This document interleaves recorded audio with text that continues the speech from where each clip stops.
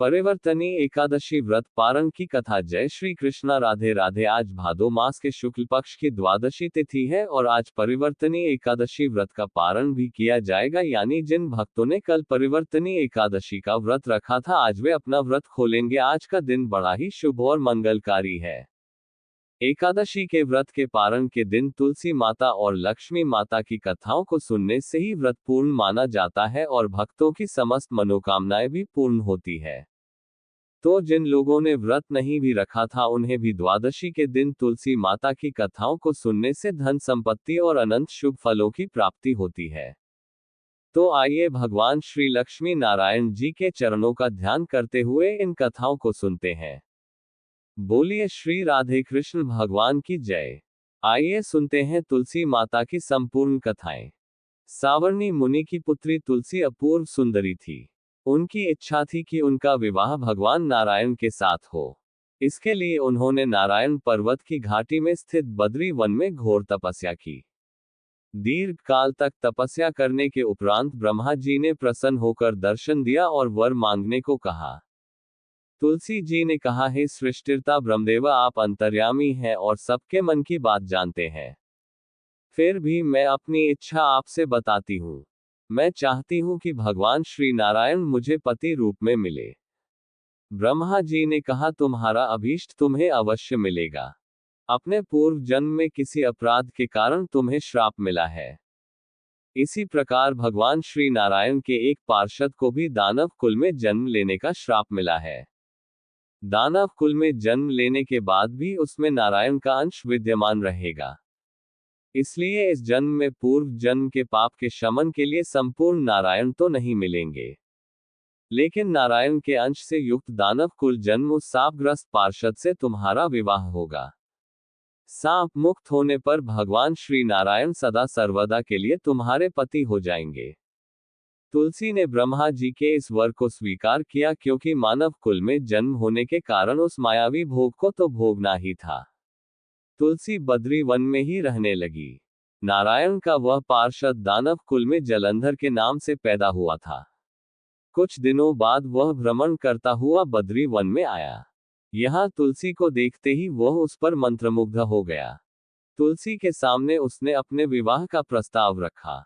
इतने में ही वहां ब्रह्मा जी आ गए और तुलसी से कहा, तुलसी जलंधर को देखो, कैसा देवों के समान उसका स्वरूप है। दानव कुल में जन्म लेने के बाद भी लगता है जैसे इसके शरीर में नारायण का वास हो। तुम प्रस्ताव को सहज स्वीकार कर लो। तुलसी को भी लगा कि उसकी तपस्या पूर्ण हुई, उसे इच्छित फल मिला है। जलंधर के साथ उसका गंधर्व विवाह हो गया और वह जलंधर के साथ उसके महल में पत्नी बनकर आ गई। जलंधर ने अपनी परम सुंदरी सती साध्वी पत्नी तुलसी के साथ बहुत दिनों तक राज्य किया। उसने अपने राज्य का इतना विस्तार किया कि देवलोक तक उसके अधिकार में आ गया। स्वर्ग का सुख भोगने वाले देवताओं की दशा भिखारियों जैसी हो गई। जलंधर किसी को कष्ट नहीं देता था, परंतु अधिकार और राज्य छीन जाने से सारे देवता मिलकर ब्रह्मा, विष्णु और शिव जी की सभा में गए तथा अपनी विपत्ति सुनाई। ब्रह्मा जी ने कहा, तुलसी परम साध्वी है और उसका विवाह जलंधर से मैंने ही कराया था। जलंधर को तब तक नहीं हराया या मारा जा सकता जब तक तुलसी को छला ना जाए। भगवान श्री हरि विष्णु जी ने कहा, जलंधर पूर्व जन्म में मेरा पार्षद था।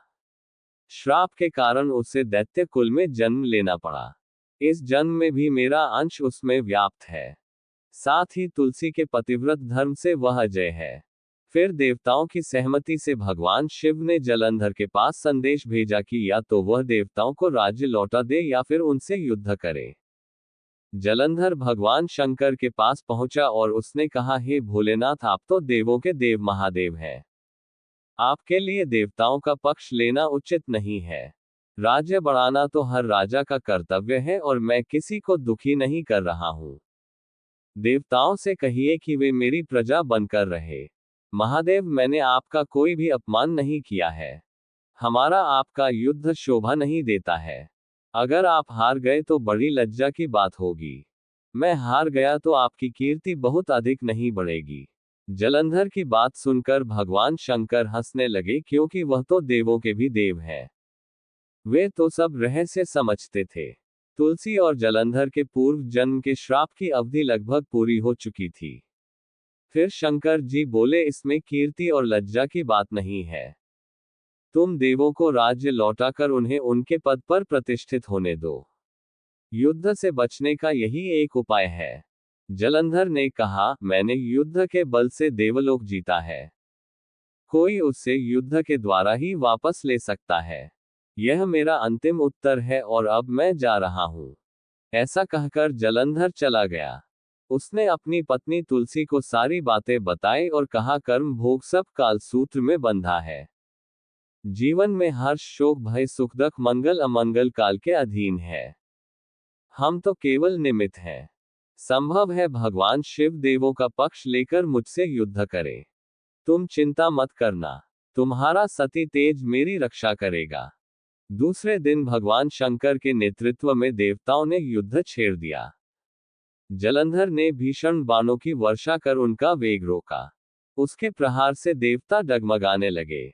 उसने दानवी शक्ति का प्रयोग कर मायावी युद्ध आरंभ किया। युद्ध स्थल पर वह किसी को भी दिखाई नहीं देता था, पर उसके अस्त्र शस्त्र प्रहार कर देवों को घायल कर रहे थे। देवगण अपने अस्त्र चलाएं तो किस पर चलाएं, क्योंकि कोई शत्रु सामने था ही नहीं। कई दिनों तक इस तरह भयंकर युद्ध चला और जलंधर पराजित नहीं हुआ। तब शिवजी ने विष्णु से कहा, विष्णु कुछ तो उपाय करो, अन्यथा मेरा तो सारा यश मिट्टी में मिल जाएगा। विष्णु जी ने सोचा, बल से तो जलंधर को हराया नहीं जा सकता, इसलिए छल का सहारा लेना पड़ेगा।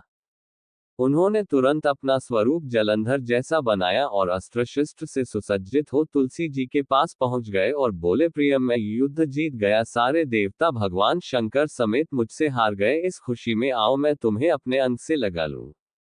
पति को प्रत्यक्ष खड़ा देख तथा विजय का समाचार सुन वह दौड़कर मायावी जलंधर के गले से लिपट गई। इस प्रकार पति पत्नी दोनों ने आलिंगन हो खूब खुशी मनाई। पर पुरुष के साथ इस प्रकार के व्यवहार से उसका सती तेज नष्ट हो गया। उसका सती तेज जो जलंधर की कवच के रूप में रक्षा कर रहा था, वह कवच नष्ट हो गया और जलंधर शक्तिहीन हो गया। ये जानते ही भगवान शंकर ने उस पर अपने त्रिशूल से प्रहार किया। त्रिशूल के लगते ही जलंधर जलकर भस्म हो गया। जब भगवान विष्णु को पता चला कि जलंधर मर गया तो भगवान विष्णु अपने असली रूप में आ गए। सामने अपने पति जलंधर के स्थान पर भगवान विष्णु को खड़ा देख तुलसी बहुत विस्मित हुई। उसको पता लग गया कि स्वयं नारायण ने उसके साथ छल किया है। क्रोध में आकर तुलसी जी ने श्राप दिया और भगवान विष्णु से कहने लगी, एक सती स्त्री का सतीत्व भंग करने के अपराध में तुम हृदयहीन पत्थर हो जाओ। विष्णु जी ने तुलसी के श्राप को शिरोधार्य कर कहा, हे देवी, तुम्हारे तथा जलंधर के कल्याण के लिए मुझे ऐसा करना पड़ा। तुम दोनों को श्राप मुक्त करना था। तुम भी अब अपना शरीर त्याग कर तुलसी बिरवा के रूप में जन्म लोगी और मेरी पूजा तुलसी दल से होगी। मैं शालीग्राम पत्थर बनूंगा और मेरे शीश पर तुम आदर से विराजमान होगी। तुम्हारे पति की हड्डियों के चूर्ण से शंख की उत्पत्ति होगी। उस शंख ध्वनि से देवताओं तथा मेरी पूजा आराधना होगी। जहां शंख ध्वनि होगी वहां मंगल में मैं विराजमान रहूंगा। तुमने पूर्व जन्म में बद्री वन में मुझे पाने के लिए बड़ी तपस्या की थी। अब अगले जन्म में मैं नारायण के रूप में बद्रीनाथ वन में स्थापित होऊंगा और मेरी पूजा अर्चना फल फूल से ना होकर तुम्हारी तुलसी दल से होगी। हे तुलसी, तुम मेरे शीश पर विराजमान होकर मुझसे भी ऊंचा पद प्राप्त करोगी। बोलिए श्री लक्ष्मी नारायण भगवान की जय। बोलिए श्री तुलसी जी शालिग्राम जी की जय। एक बार माता लक्ष्मी ने भगवान विष्णु जी से पूछा, हे स्वामी, तुलसी के पास दीपक जलाने का क्या महत्व है? और रोज शाम को तुलसी के पास दीपक क्यों जलाया जाता है? इससे मनुष्य को कौन सा फल प्राप्त होता है? तुलसी के पास दीपक जलाने की विधि क्या है? तथा दीपक जलाते समय कौन से मंत्र का उच्चारण करना चाहिए? कृपा कर आप मुझे विस्तार से बताएं। तब भगवान विष्णु जी कहते हैं, हे देवी, आज आपने समस्त मानव जाति के कल्याण के लिए बहुत ही महत्वपूर्ण प्रश्न किया है। आपके इस प्रश्न का उत्तर देने से पूर्व मैं आपको एक प्राचीन कथा सुनाता हूं, जिससे आपको सभी प्रश्नों के उत्तर मिल जाएंगे। इसलिए आप इस कथा को ध्यानपूर्वक सुनिए। इस कथा को ध्यान से पूरा सुनने मात्र से ही मनुष्य को 100 वर्षों तक तुलसी के पास दीपक जलाने का पुण्य फल प्राप्त होता है।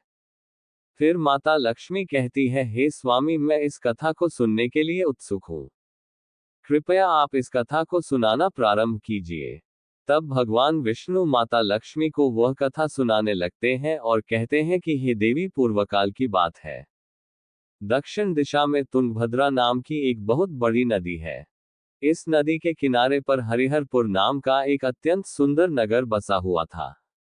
उसी नगर में काशी नाम के एक ब्राह्मण निवास करते थे। वे अत्यंत गुणवान, चरित्रवान, धर्म कार्य करने वाले तथा वेदों के मार्ग पर चलने वाले थे। उन्होंने समस्त शास्त्रों का अध्ययन किया था। उस ब्राह्मण की एक पत्नी थी जिसे लोग दुराचारणी कहकर पुकारते थे, क्योंकि उसके कर्म ही उसके नाम के अनुसार थे।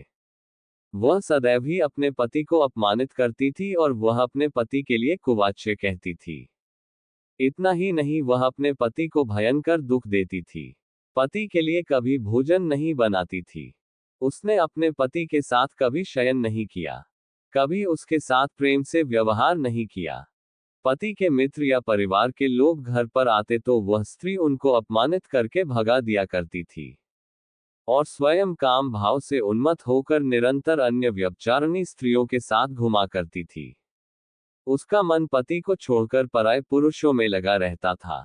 उसने कभी अपने पति से प्रेम से बात नहीं की, किंतु पराये पुरुषों के संग बैठकर बातें किया करती थी। पराये पुरुषों को मोहित करने के लिए सज-धज कर गांव में घूमने जाया करती थी। कभी कभी वह वन में किसी वृक्ष के नीचे खड़ी होकर सुंदर पुरुषों की राह देखने लगती और किसी दुष्ट पुरुष को मोहित करके उसके संग भोग विलास किया करती थी। एक दिन वह दुराचारणी स्त्री वन में जाकर एक वृक्ष के नीचे खड़ी हो गई। उसका काम से भरा हुआ था। वह किसी सुंदरकामी पुरुष की राह देख रही थी, किंतु बहुत समय निकलने के बाद भी उस स्थान पर कोई पुरुष नहीं आया। इसलिए वह अत्यंत दुखी हो गई और प्रियतम की खोज में इधर उधर देखने लगी। उस दिन उसका सारा परिश्रम व्यर्थ हो गया, क्योंकि उस दिन वहां से कोई राहगीर नहीं गुजरा। वहां पर खड़ी होकर वह नाना प्रकार की बातें कहकर विलाप करने लगी कि आज तो इस मार्ग में कोई भी पुरुष नहीं आया। अब मैं कैसे अपने काम वासना को शांत करूं? वह जोर जोर से विलाप करने लगी। हे देवी, उसी जंगल में एक भयानक बाघ निवास करता था। उस पापनी स्त्री के आवाज को सुनकर वह जग गया, जबकि वह सोया हुआ था, और उछलकर उस स्त्री का भक्षण करने के लिए उसके पास आ गया। उस भयंकर बाघ को देखकर उस स्त्री के पसीने छूटने लगे और वह भय से थरथर कांपने लगी। वह स्त्री कुछ करती, इतने में ही उस बाघ ने अपने पंजे से उसे घायल कर दिया और वह स्त्री धरती पर गिर पड़ी। धरती पर गिरते ही स्त्री चिल्लाते हुए बोली, अरे बाघ, तू किस लिए यहाँ पर आया है? मुझे क्यों मार रहा है? तू मुझे छोड़ दे। मेरा भक्षण करके तुम्हें क्या मिलेगा? उस स्त्री की इस अज्ञानता पूर्वक बात को सुनकर वह भयानक बाघ क्षण भर के लिए रुक गया और मनुष्य आवाज में हंसते हुए बोला, हे दुष्टा, आज विधाता ने तुझे मेरा ग्रास नियुक्त किया है।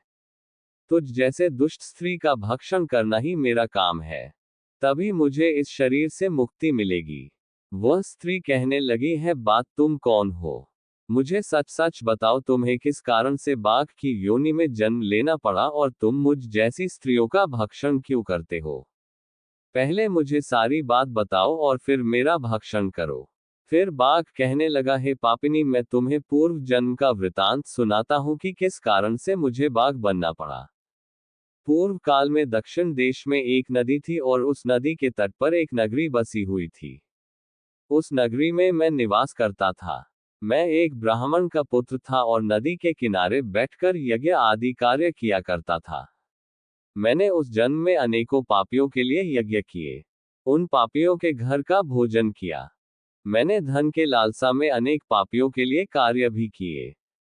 जिन वस्तुओं का दान ब्राह्मणों को नहीं लेना चाहिए, उन वस्तुओं का दान भी मैं ग्रहण किया करता और दूसरों से धन लेता था, लेकिन कभी वापस नहीं करता था। इस प्रकार से पाप करते हुए मुझे बहुत वर्ष बीत गए और मैं वृद्ध हो गया। मेरे बाल सफेद हो गए, मुंह के सारे दांत गिर गए, लेकिन फिर भी मेरी दान लेने की आदत नहीं गई और मैं पाप करता चला गया। फिर एक दिन मैं धन के लोभ से नदी किनारे गया और अन्य धूर्त ब्राह्मणों के साथ मिलकर हमने लोगों को ठगना, झूठ बोलना और झूठे मंत्र वचन बोलकर हमने बिना विधि विधान किए ही देवी देवताओं का पूजन किया और बहुत सारा धन दान में ले लिया। फिर उसी स्थान पर एक बीमार कुत्ते ने मेरे पैर में काट लिया और मैं मूर्छित होकर गिर पड़ा। उसी क्षण मेरे प्राण चले गए। फिर यम के दूत उस स्थान पर प्रकट हुए और मुझे पकड़कर यमपुरी ले गए। हे नारी, जहां पर यमराज ने चित्रगुप्त से मेरे कर्मों का लेखाजोखा निकालने के लिए कहा। फिर चित्रगुप्त कहने लगे, हे धर्मराज, इस ब्राह्मण ने घोर पाप किए हैं। इसने दूसरों से झूठ बोलकर धन लूटा है। विधि विधान से पूजा न करके झूठे मंत्र बोलकर भगवान का अपमान किया है। इसलिए यह पापी ब्राह्मण केवल नरक जाने के ही योग्य है। फिर यमराज ने अपने दूतों को आदेश देकर मुझे नरक की अग्नि में डाल दिया और कई वर्षों तक सजा भोगने के बाद मुझे बाघ का शरीर प्राप्त हुआ और मैं इस दुर्गम वन में निवास करने लगा। मैं अपने पूर्व जन्म के पापों को याद करके कभी महात्मा साधु पुरुष स्त्री पुरुष सतत व स्त्री का भक्षण नहीं करता हूँ। मैं केवल पापी, दुराचारी तथा कुलटा स्त्रियों का ही भक्षण करता हूं ताकि मुझे पापों से मुक्ति मिल जाए। फिर बाघ उस स्त्री से कहने लगा, है पापनी, तेरे आचरण से तू कुलता दिखाई देती है। अपने पति को छोड़कर तू इस वन में अन्य पुरुषों के साथ भोग विलास करने के लिए आई है। इसीलिए आज तुझे मेरा ग्रास अवश्य बनना पड़ेगा। इतना कहकर उस बाघ ने अपने तीक्ष्ण नाखून से उस पापिनी स्त्री के टुकड़े टुकड़े करके उसे खा लिए। फिर उस स्थान पर यम के दूत प्रकट हुए और उस पापिनी स्त्री को उठाकर यमपुरी ले गए। चित्रगुप्त ने उस स्त्री का लेखाजोखा निकाला और यमराज को बताया। यमराज ने उस स्त्री को घोर नरक में डाल दिया। कई वर्षों तक नरक की अग्नि में जलने के बाद उसने फिर पृथ्वी लोक पर एक चांडाल के घर में जन्म लिया और फिर वह कई प्रकार के दुख भोगने लगी। इस दुख को सहन करते करते एक दिन वह तीर्थ स्नान करने त्रिवेणी में चली गई। वहां पर एक आश्रम के बाहर निवास करने लगी और उसी आश्रम में एक तुलसी का पौधा था। अन्य स्त्रियों को वहां पर तुलसी के पास दीपक जलाते हुए देखकर उस पापिनी स्त्री ने भी वही किया। उसने तुलसी के पौधे के पास एक दीपक जला दिया। फिर उसी रात हृदघात से उसकी मृत्यु हो गई और यमराज के दूत उसे ले जाने के लिए फिर से प्रकट हुए। जैसे ही यम के दूत उस पापिनी स्त्री को पास में बांधकर ले जाने लगे, तभी भगवान विष्णु के दो पार्षद उस स्थान पर प्रकट हुए और उन्होंने उन दोनों को रोक लिया और कहने लगे, इस स्त्री को छोड़ दो। ये स्त्री नरक जाने के योग्य नहीं है। तुम किसके आदेश से ऐसा अधर्म कर रहे हो? तब उन यमदूतों ने कहा, हम यमराज के आदेश से इसे ले जाने के लिए आए हैं। किंतु आप हमें किस कारण से रोक रहे हैं? ये स्त्री अत्यंत पापी है। तब भगवान विष्णु के पार्षद कहने लगे, ये स्त्री तो विष्णु भक्त है।